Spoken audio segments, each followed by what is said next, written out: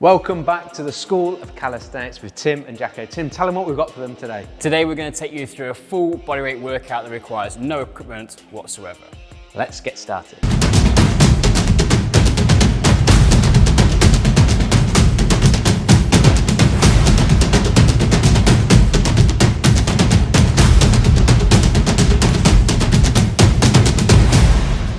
So the workout is going to be broken down into 3 different sections. We're going to have some upper body exercises, some work for the core and lower body movements too. And in each of those sections there's going to be 3 exercises that we'll show you, but then the fun's really going to happen when we link those 3 exercises together to give us a great full body workout.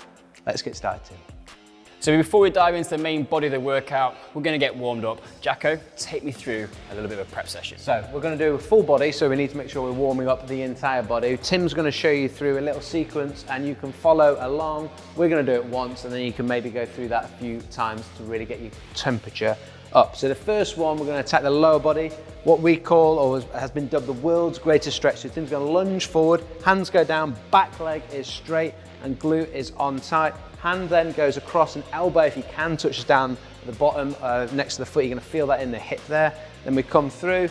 He stretches back in that front hamstring here as he lifts the bum up.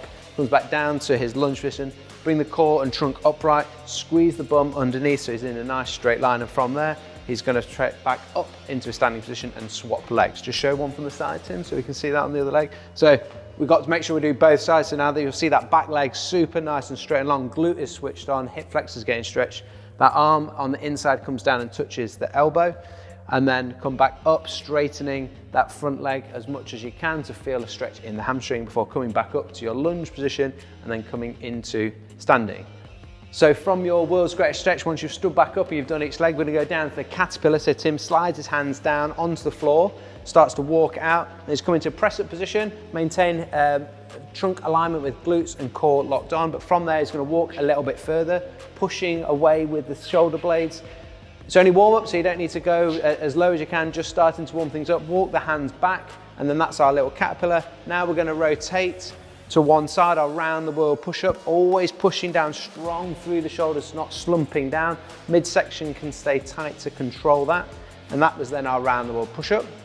From there, he's going to walk his feet or his forward or his hands backwards to try and make a piked position. And then from here, he's going into his Pluto sniff, where elbows come down behind, head comes through. We're scooping down to the bottom, maintaining a straight body line and then driving back up to our start position, maintaining good shape. Here we get to work on some of that shoulder flexibility, thoracic spine extension, and controlling midsection and core as we come back up to our start position. A little stretch on the hamstrings as we're walking out of those caterpillars as well. So that is a little sequence we're going to do as part of our warm-up. We're going to make sure on the world's greatest stretch we're doing both legs each time, and then working through the rest of the sequence, building up to doing between 5 to 10 reps of each and a couple of rounds of that, and we should be good to go and nice and warm for the full workout. So let's start this lower body sequence, 3 exercises that we're going to do individually, show you the coaching points, and then we'll build them together for a nice flow movement at the end. So the first one is going to be our lateral lunge. Jacko's going to take a wide balance position here with his feet, and then he's just going to sit down onto one side. The hands can come up in front to counterbalance if you need to, looking to get as much range of movement as he can and get as low as he can, trying to keep those feet facing forwards, not twisting out to the side, and he pops back up. And you can do both sides on that lateral lunge position. If that's a little bit difficult and you find the range of movement hard, you're just going to narrow your base a little bit, just to regress the movement and then work through the range of movement that you can control. Same principles, just control that positions and make sure that you're feeling nice and comfortable when you drop into that low shape. To make it a little bit more difficult, you can actually throw a bit of balance work into this. So back in his original position, Jacko drops into one side, and he's going to pop back up, and he's going to try and he's going to come up and nail the balance position. So you're a little bit of control of shifting your center of mass over your base of support. Really good to building that lateral stability and also to challenge your balance. Those are 2 things we want the lower body to be able to do. Just proving I can balance. Our second lower body exercise is going to be a split squat jump. So we're going to start in a split stance lunge shape, working these lunge patterns a little bit more. And Jacko for exercise 1 is just going to pop through and just not worry too much about moving the legs, but just trying to get up off the floor. You can see he's doing a great job of using those arms to help him balance. If you find that a little bit difficult or intimidating, you don't feel confident to jump, you can just work through a standard lunge. Same thing, work those arms into that balance shape as you come through and just get into a nice low lunge position. This might be a nice little prep if you've never done any plyometric work before. If you're looking to make it a little bit more difficult and get the heart rate up or build some more explosive power in the lower body, we're going to try and split jump these legs so they're going to change in midair. So he's driving high, pushing hard off the front leg, getting as high as he can, and then split that stance in the midair to land on the opposite side. Again, arm mechanics working exactly the same. There's 3 little lunge progressions that we can do to get those legs working, build some explosive speed, and just get, if you want to, a bit of heart rate going as well. So the final exercise in our lower body sequence is going to be the push-up burpee. Jack's going to show you the main exercise and then we'll give you a progression and regression as we have done before. So he starts off in his push-up position, he drops down, he comes back up to his feet, and then we're just going to look for a small hop. So you lower yourself back down, chest to the ground in a full push-up, and then pop back up. If that feels a bit difficult, we've got a regression where we can start to take a bit more time to get onto the floor, drop the knees on the ground, use the support from the lower body for the push-up, and then stand back up to your start position, removing the jump so we're not having to put that explosive component in, which can be a little bit difficult for some. If we want to go to the next level and we want to make it a bit more difficult, we're going to make it more explosive. So he drops to the ground, full push-up, and then he jumps, and then we're going to throw a little tuck jump in there as well, which is going to force you to start to think about getting a bit higher, moving faster, making this movement a bit more explosive. That's going to be a great little exercise if you want to start to build some more plyometric exercises into your program, but these are great for getting the heart rate up, so we're ticking a couple of boxes with our push-up burpee. So let's put these 3 exercises together into a sequence and start to combine this into a nice little lower body workout. So Jacko's going to start in his lunge shape. He's just going to go through a 1 rep each side. You can scale this as much as you want to by doing more reps. We'll just show you 1 so you know how these fit together. So there's the lunge done. He now pops into his little split jump. He goes 1 each leg, and then he's going to move straight into his push-up burpee. He completes the movement with a little pop off onto the floor. As we say, build those through. If you want to do 10 of each, you can do. You can scale it to as much as you like, and that's going to fit around how much training time you've got and what your individual goals are. And there is a 3 movement lower body sequence to get you started for a low equipment workout. We're going to move on to the core exercises now. We've got another 3 to put together. Again, we'll show you them in an individual sequence, and then we'll link them together into a flow pattern at the end that you can combine when you're ready. So Jacko's going to start with a candlestick position. So he's going to come onto his back, his hands out to the side, trying to drive his feet up as far as he can, trying to get that lower abdominals working to push the hips nice and high.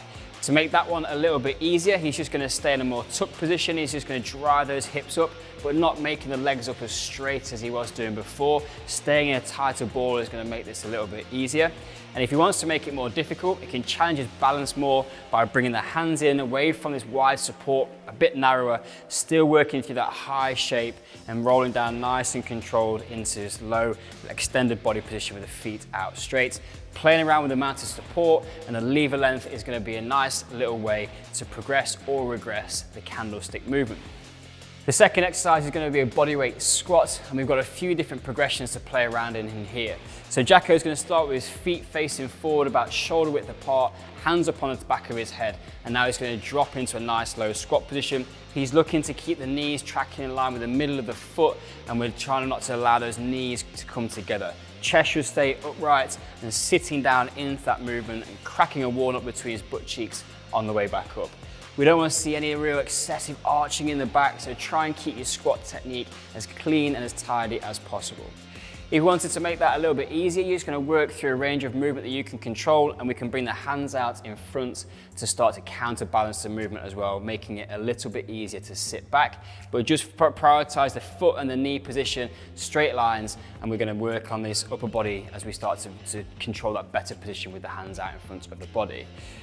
To make it more difficult, we're going to move through to a single leg squat so Jacko can come through again, knee tracking straight forward in line with the middle of the foot, back staying straight and upright, and he's controlling that position, making sure he's moving with precision and control in this nice stability, challenging single leg exercise.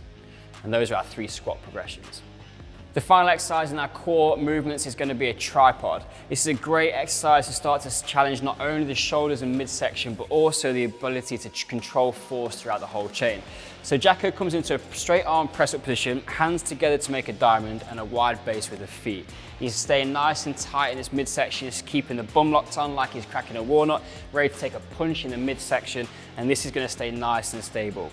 His job then is to, without rotating, bring one hand up into a single arm wide position, squeezing through the shoulder blade, pointing the thumb to the ceiling, and he comes back down and changes sides. You can see within this, he's not rotating or twisting the shoulders or the hips at all. He stays perfectly flat to the floor.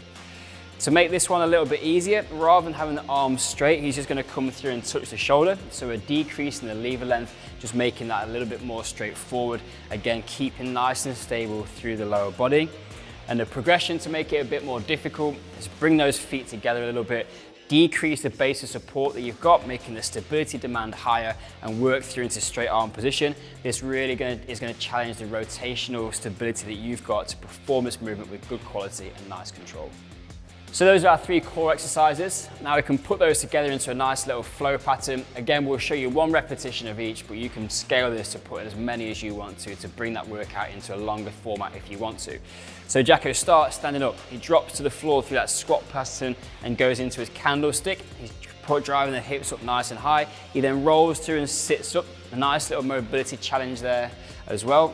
Down into his body weight squat, keeping nice controlled position there, stands back up, and his job then is to walk down into his tripod, wide base, taking the arm out nice and straight, controlling the stability through the chain. Put those 3 movements together, you've got a nice little workout to do, bringing in lots of different positions, lower abdominals, particularly through the candlestick. The core exercises are going to be working, or the core is going to be working hard through our squat to maintain good positions and linking everything together. And then we get some more isolated function for the whole chain as we get our tripod nailed down at the end. And that is our core workout without any equipment. Finally then, we'll look at the upper body, and again, 3 exercises that we'll break down and show you the regressions and progressions of each before working them together in a nice little sequence. So the first one is going to be our pike push-up. So from their press-up position, Tim walks himself into a pike position, sticking the bum nice and high in the air, screws the elbows so they point backwards when he comes down, head comes down and makes a triangle with the hands, and he drives back up on the same line that he came in on. So these aren't that easy, so if you're finding that difficult, we're just going to worry about the lower. So we're going to lower down under control over the course of 5 seconds on that way down, get to the bottom, puts the knees down, and then come back up to that start position. So it would be a lower 5, 4, 3, 2, 1. Knees go down on the floor, back to your start position. That's a way to make it a little bit easier. If you want to make it a little bit harder, we're actually going to pause at the difficult position at the bottom. So he comes to make a triangle with the hands, holds there for 1, 2, and then drives back up. So a little pause at the bottom each time, so holding there, 1, 2, head just off the floor, maybe your quiff touches the ground, and that's only it, and then drive back up. That's our little progression and regression for the pike push-up, which is our first exercise. The second exercise is going to be the pillar roll, which is going to incorporate a little bit of trunk lateral rotational stability as well as what's going on at the shoulder. So Tim's going to make a pillar position with his arms crossed over, forearms parallel to each other, pushing down strong through the shoulders, maintaining that nice strength through the midsection with glutes and core locked in place. From there, he's going to rotate onto one side, feet ever so slightly spread apart to give him a little bit of base of support, onto one side, pushing away and control back down. So he's going from front facing or facing downwards to a completely side on position. If you're finding that difficult, what we're going to do is spread the feet wider so you get a bigger base of support, so you're going to find it easier to rotate through, and as you build up your strength and shoulder stability, you're going to find that you'll be able to get those feet closer together. Once you get really good, your progression is to rotate onto one side and see how you stack the feet on top of each other. A much smaller base of support is going to make the stability and control and balance demand as you come through at the trunk to control that rotation, as well as the shoulder stability when you're pushing down into the floor through your shoulder rather than slumping and having that shoulder up by the ear. We don't want to see the shoulder slumped or the hip slumping down on this. So there's 3 options for you. Pick the one that fits your current strength and movement capabilities. The third upper body exercise is going to fire up that posterior side of the shoulder on the back of our body, where we're going to go into our reverse tabletop position. The first option we're going to have is with the body or legs straight, fingers pointing backwards. Tim's going to squeeze those shoulder blades back. Imagine he's pinching a pound coin between shoulder blades. Lift the chest, but maintain a nice straight body line. Squeezing core, squeezing glutes to get up into that shape. He's going to hold and squeeze at the top for 3 seconds. And then he's going to control back down. When he's at the top, he's trying to squeeze those shoulders back, not having the shoulders rounded and forward. He's going to squeeze them back and push down into the ground to lift himself up. So he's getting retraction of those shoulder blades to help with that elevation. If that's difficult, we're going to shorten the lever length. So the knees become bent now, and all of a sudden because we've bent those knees and we shorten that lever length, there's a little bit, the distance between your base or 2 points of contact with the floor, your base support, is a little bit more advantageous for you in that shape. To make it more difficult to progress it on, we're going to load up one side. So he's going to find that top position, but he's actually going to take one arm off, stay pushing down through that shoulder so he's not slumping, and he rotates on to the other side, trying to maintain a nice straight body position rather than shifting the hips or rotating through the trunk when he's in that shape. And then by the fact that he's only on one side, those shoulder stabilizers are having to work really hard to maintain that position where he's pushing away rather than slumping down into that shoulder. And that is your progression for the reverse tabletop position. And that is the final of our 3 exercises that we're now going to link together. So linking these 3 exercises together now for our upper body sequence. Tim goes into his pike position, so bum nice and high in the air, comes down into his pike push-up. He's going to do 2 of these, because when he comes then down into his pillar position, walking the hands out, he's going to do 2, where 1 to one side. It's nice to stacking the feet, he shows the hard variation, and then 1 to the other. There's his 2 reps. And then from there, he's going to rotate all the way around, fingers pointing backwards, lift the chest, hold for 3 seconds, 2, 1, control back down, and then he would go back into his second rep before rotating all the way back round into then his pike push-up position, and he can start his second round of that sequence. So it's the pike push-ups, it's the pillar roll, and then it's the reverse tabletop. Again, we've given you 3 variations to do, 1 easier, a middle, and a progression.